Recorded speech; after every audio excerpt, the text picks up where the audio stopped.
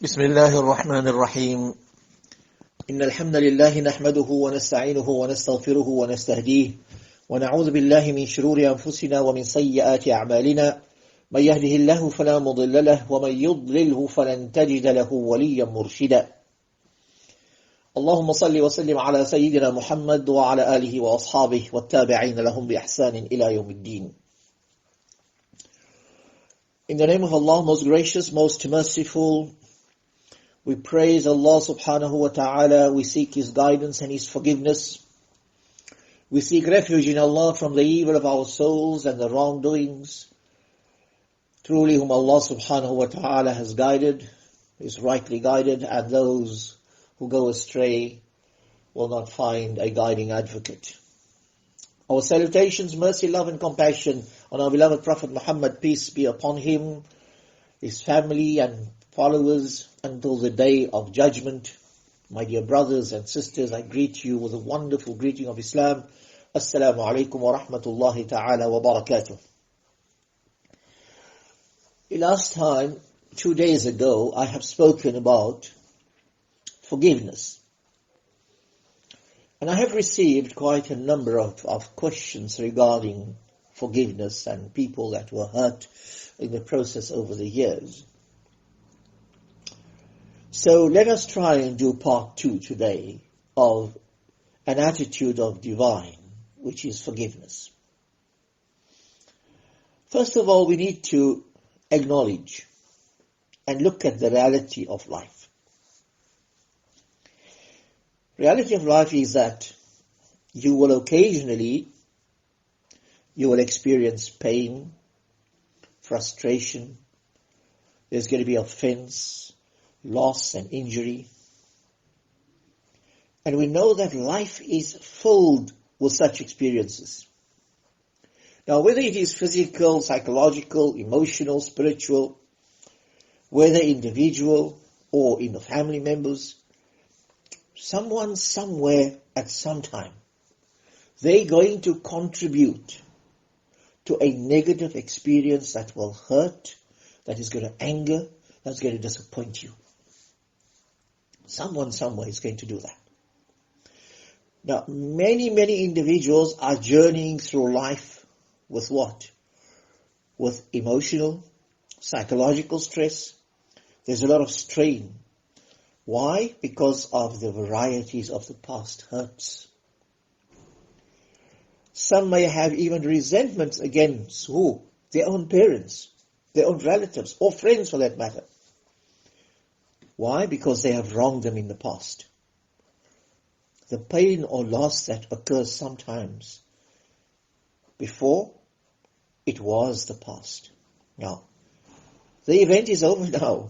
What can we do? Even though some of the consequence may continue, the consequence of the event will continue, yes.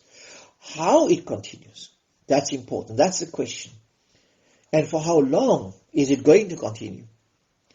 And that greatly determined on the one bearing the hurt. That's you, if you're bearing the hurt. Now, we are in many ways, we are the products of our life experiences. Now, it is easy, very easy to allow some past events to affect our current thoughts and feelings. Negative experiences of the past. Believe you me, my dear brothers and sisters, it often gets stuck in our minds due to vengeful thinking. We always want to take revenge. Now, I would like to caution you. Be aware that that thinking in a particular pattern, it creates what? It creates a mental path. A path that directly affects our attitude and our behavior. Now, as long as you hold on to the anger, victimization and the pain, you will have this negative energy that is locked inside of you. And what does it do? The consequence of that, it will affect you mentally, it's going to affect you spiritually, it's going to affect you physically. And inevitably, what it's going to do? It's going to fan the flames of that resentment that you have in you. without actually dealing with the reality of the issue. My dear brothers and sisters, you must please note that hurt of this nature remains unresolved. If it is still there, it is still there. It will harm the holder of that feeling as long as those feelings are retained. As long as you're holding it inside, you get harmed. Because negative feelings and attitude has a direct effect on your health, on your psychological being, on your mental state, on your spiritual well-being. Because as long as it is harming you, because you're holding it within yourself, and each moment you are clinging to that trauma, that hurt that occurred, you cause the past trauma then to generate an entirely new sequence of thoughts in yourself, emotions, actions. Until you give up your attachment to the past incident, you are cursed. Cursed by what? By you holding on to that pain.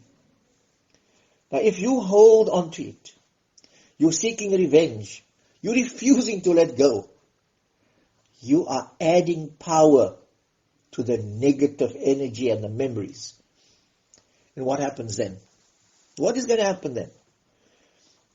It happens that you add more power to already what is negative occurrences within your life. Secondly, it continues with this negative influence. And even those that are connected to you, that are close to you. The pain is now multiplied. The hardships is now littered in your lives. And there's more grief coming out. And number 3, it prevents new attitudes. You can't change because you have locked in certain things within yourself. So you need to let go of it. Fourthly, it generates new conflicts. Bad vibes from these unforgiving ways. You know, there was a wise person who once said, and I'm going to quote, "We often attach our feelings to the moment when we were hurt, endowing it with immorality. We let it assault us every time it comes to mind. It travels with us, sleeps with us, hovers over us while we live, and broods over us while we die. Our hate does not even have the decency to die when those we hate die. For it is like a parasite sucking our blood, not theirs. There is only one remedy for it, and that is forgiveness." Close quote. Now, how do we deal with these past hurts in the most effective way? My dear brothers and sisters, all we have to do is look at the glorious Quran. Allah subhanahu wa ta'ala describes the pious and the doers of good as those who overcome resentment and forgive people. وَالْكَاظِمِينَ الْغَيْظِ وَالْعَافِينَ عَنِ النَّاسِ. We need to apply that to liberate ourselves. Free yourself from the hurt that is inside. Now, learning to apply the positive social skills of compassion, of forgiveness, humor and tolerance will overpower us. And it's going to overpower us in a way that it can help us to deal with all those past hurts in the most effective way. Now, sometimes we are so angry. We are so angry with what has happened to us in the past that we start taking it out in the present, on those around us. It's affecting yourself, it's affecting your family members, it affects your children because you are so held up on the past of what has happened to you. Now, to free ourselves from this particular burden, this burden that we are carrying with us of the past hurt, we need to rid ourselves from the grudges we hold. And therefore, forgiveness, in the true sense of the word, is absolutely crucial. Now, all the years, you have waited for the people who hurt you to make it up to you. And what has happened? You spend all your energy trying to make them change or make them pay for what they've done. You kept the old wounds from healing. You gave pain from the past. You gave it free rein to shape and damage your own life. Please, my dear sisters and brothers, don't do that. Still, those who hurt you, they might have never changed. And nothing you said or done could have made them change. Because inner peace, my dear brothers and sisters, is only found by changing yourself. Remember, our motto is إِنَّ اللَّهَ لَا يُغَيِّرُ مَا بِقَوْمٍ حَتَّى يُغَيِّرُوا مَا بِأَنفُسِهِمْ. To change from within yourself. Then you find inner peace. Not the people who hurt you. No. They can change. Whether they change or not, is it going to help you find inner peace? And you change yourself for yourself. You don't change yourself for others. You change yourself for joy, for happiness, for serenity, for tranquility, for peace of mind. You change from within for understanding, for compassion. Bring out the laughter, a bright future that you can get as a human being. Bring out the smile. Don't walk around with that heavy burden of anger and revenge within yourself. Please, my dear brothers and sisters, this is the time that we want forgiveness from Allah. Let's give that forgiveness to others.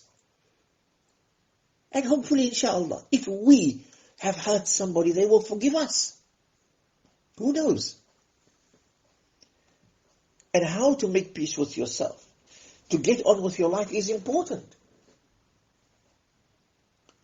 And the more you are ready to forgive, you start realizing one thing, that people did, and they do, and they will hurt you.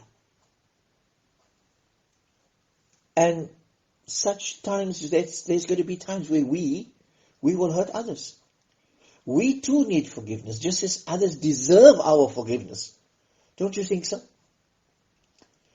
Because resentment, it's going to hurt us more than the person against whom the resentment is held. I repeat that. If you have resentment against others, it's going to hurt you more than the resentment is going to hurt someone else. Often I see this happening. You're driving, and a person comes and they try to cut you off, or they drive silly in front of you, and you are shouting and screaming. That other driver in that car doesn't have the faintest idea what you are saying, why you are shouting. You are getting emotionally upset here. Your blood pressure is shooting up. You're swearing, you're committing sin, but that driver is just carrying driving on. Am I right? How many of us have done that? Now you go and try and cut the driver off again. And you want to take revenge. And you make an accident. And there you get the blame. It hurts you more. All that revenge, all that screaming and emotional stuff that was going through your mind, and you wanted to take revenge because that person did something wrong. It didn't hurt that person. It hurt you more. Our faith, our iman, prefers forgiveness over resentment and over vengeance. Therefore Allah says, وَإِن تَعْفُوا وَتَصْفَحُوا وَتَغْفِرُوا فَإِنَّ اللَّهَ غَفُورٌ رَحِيمٌ. If you pardon, not just pardon, reconcile and forgive. Surely Allah is most forgiving, most merciful. Chapter 64, verse 14. Forgiveness has truly been extended when you can think or talk about the one that hurt you. When you can think about and talk about the person that hurt you without feeling any anger, without feeling resentment towards that person, then you know you have truly forgiven that person. You can even go as far as, once you have forgiven a person, and you extend a helping hand to that person, know for a fact that your heart is clean, that you have forgiven that person. Now, to err is human, but to forgive is divine. Have you, I'm going to ask you this question, ever, intentionally or unintentionally, done something or said something to another person that hurt or angered them? I want you to recall a few of these, particularly that ones that is sitting in your conscience, your guilty conscience right now. And turn these guilty feelings into a growth of awareness. Come, just think about it. Now, it is not easy for many of us. For me, it's easy to talk, and people will say, yeah, you weren't the person in that position. But for many of us, it is not easy to forgive others. Because especially if we feel we have a very, very good reason to be upset. Really upset. But the ability, the compassion and the wisdom to forgive one another for past wrongs and the hurts and the misunderstandings, my dear brothers and sisters, know that it is one of the greatest attributes any human being can possess or exercise for that matter. Now, can you imagine? We know in the profession that we are, how many marriages, how many strained family relationships could have been healed and restored with genuine love and respect for every single individual. Why? If only they could forgive each other, or one another for that matter. So many marriages could have been saved, so many strained family relationships could have been saved, so many friendships could have been saved, only if we could have forgiven one another. And it is important, my dear brothers and sisters, that we must note that forgiveness is the most pervasive of all divine acts today.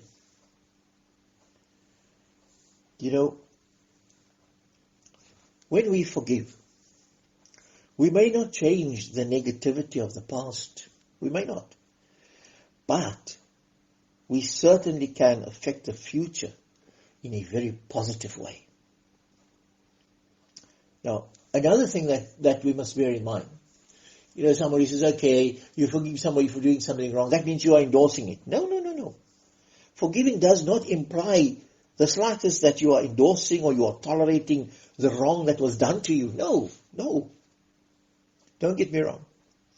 You can forgive someone almost anything, but you cannot tolerate everything. We don't have to tolerate what people do just because we forgive them for doing it. No. Forgiving heals us personally. And I say this again, forgiving will heal us personally, but to tolerate everything only hurts us in the long run. Forgiveness is not an event, my dear brothers and sisters. It is a process. The Prophets ﷺ, they responded to what? To negatives with positives. They used love and forgiveness rather than hate. And what happens? What's the consequence of that? They turn foe into friends. Foe gets turned into friends.